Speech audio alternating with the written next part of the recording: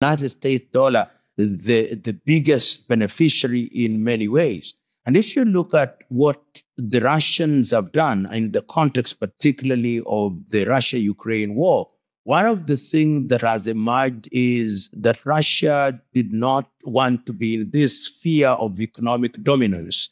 And with the encroachment of NATO and countries joining the European Union and therefore getting into the dollar-euro orbit, the Russians resisted, culminating in many ways in the war that we now see. But it has played out in very many interesting ways. That progressively the Russian economy, which is now described as a war economy and therefore moving away from this dollarization, moving away from the IMF and World Bank orbit, is now said to be the fourth largest economy in the world, which suggests, therefore, holding all factors constant, that a country can actually move out of the orbit of the IMF, World Bank, and therefore the Bretton Woods institution, if one may, and realize economic growth if there are certain fundamental factors which underpin that economy.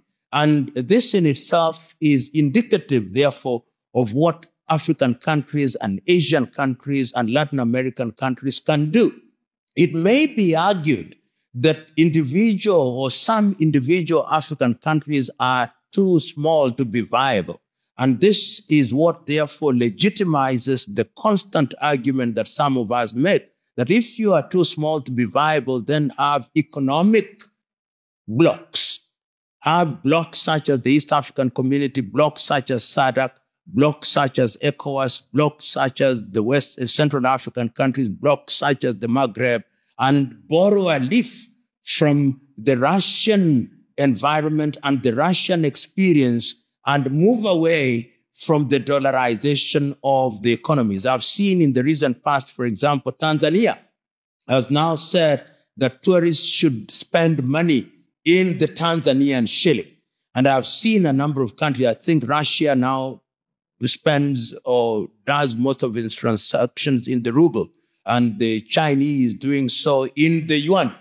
The single statement that emerges, therefore, out of the Russian experience in the context of the conflict with Ukraine, which has many layers, is that freedom, true freedom, can only be gained if you are no longer intimately connected with institutions whose prime agenda is to keep you in a permanent state of indebtedness. In 1987, the then president of Burkina Faso, Thomas Sankara, said in Addis Ababa, Ethiopia, on the occasion of the Heads of State Summit, that we need not be forgiven the debts. We simply stop paying the debts and treat them as reparations for colonization. Whether African countries are brave enough to make that decision is a different debate.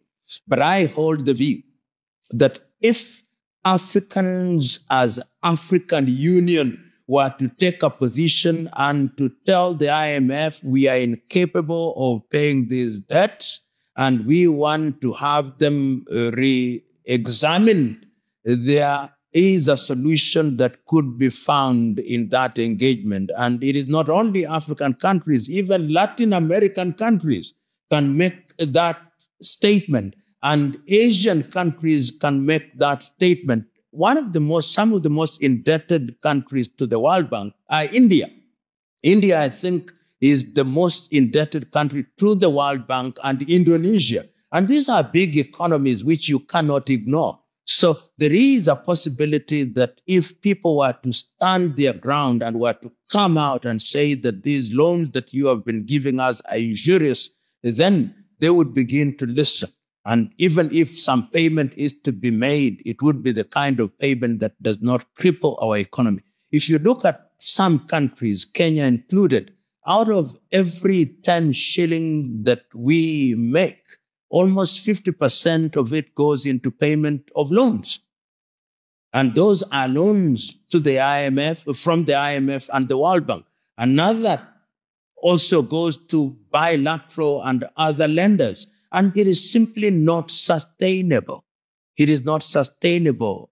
countries are going to find themselves in eternal servitude because of these loans, because of this infrastructure that has been created. And there are countries that have deliberately gotten out of this particular orbit. Of course, one may say that they suffer because of it, but sometimes it is better to cut your coat according to your cloth.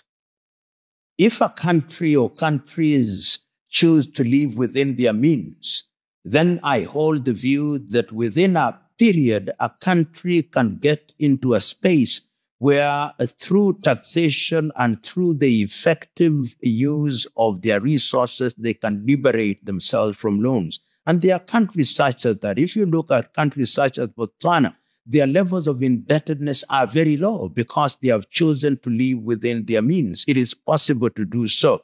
If you choose to use your resources as the basis of ensuring that you gain this freedom, if you go to countries such as Guinea, countries such as Burkina Faso, even the Democratic Republic of Congo, it is possible for them to actually use their resources within a defined period to live within their means. It doesn't mean that you will not suffer in the short to medium term. You will. But look at the pain that is occasioned by this kind of borrowing that we find ourselves in as long as we are in dalliance with the IMF and the World Bank. And not only those, there are other very dangerous bilateral lenders and very dangerous institutions which also ensure that you are in this state of indebtedness, and it can be done. And this is the challenge that one therefore places on the laps of African economists. What do we do? African central bankers, Latin American economists and central bankers, Asian economists and central bankers, can we come up with models where we ensure that we are debt-free, or even if we are to have debt, it is debt that we can pay within our resources. This can be done, but we have become so beholden to this institution that the greatest claim to fame of many African economists or many Asian economists, particularly African economists, is because I have a consultant with the IMF. I have a consultant with the World Bank. I was an employee of the World Bank. I was an employee of the IMF. I was had an internship at the EU. It's as if it is a badge of honor. It is a slave saying, I was serving in the slave master's kitchen. That is not a badge of honor. It should be something that we don't even entertain. We have been training our economists for many years. And there is a book which has been written by Zambia's Dambisa Moyo called Dead Aid, where she says, and I agree with her, that aid and loans of the kind that Africa continues to receive will only ensure that Africa is in a permanent stage of servitude.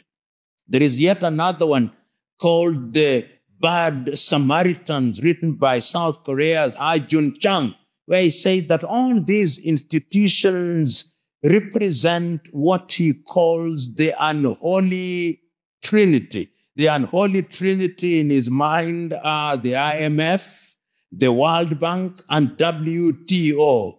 Those three institutions, he says, and I agree with them, have only one end game: keep them in debt and control and milk them. If you borrow and you use your money wisely, there is a sense in which you can realize things that you would not have realized without borrowing. We cannot simply condemn that all loans are useless. It is the truth that if you borrow and use creatively, we have seen certain infrastructural development in Kenya and elsewhere, which have been financed by the World Bank, which have been financed by the European Union, which have been financed by the Chinese, and to a certain extent, they have contributed to the kind of economic status that we have. But at what cost? Because sometimes you borrow money and you use it in a manner that is only beneficial in a very minimal way. But it is true, just as individuals may borrow money for their personal benefit, if money is used creatively, then indeed it can be useful. But we are saying that there are better ways of doing it. To the extent that is possible, if you use your resources, you are not indebted. If you use your resources, then you have greater opportunity for self-expression. If you use your resources, then you don't find yourself in political servitude. If you use your resources, then you are free from the control of these institutions. If you use your resources, then your bills are not then drafted for you by external institutions. So the best case scenario is to avoid loans, domestic or external, as long as it is possible. But it is true to say that loans have been used in a number of countries to good effect in different sectors, whether it's in health, whether it's in education, whether it is in the mining sector or those extractive sectors. But many times you also know that countries have borrowed loans which politicians then embezzle and or misuse to the detriment of their countries. And this is part of the agitation that you see in Africa, that 50% of the times we do not see what those loans that we borrowed both domestically and externally do for the benefit of the people.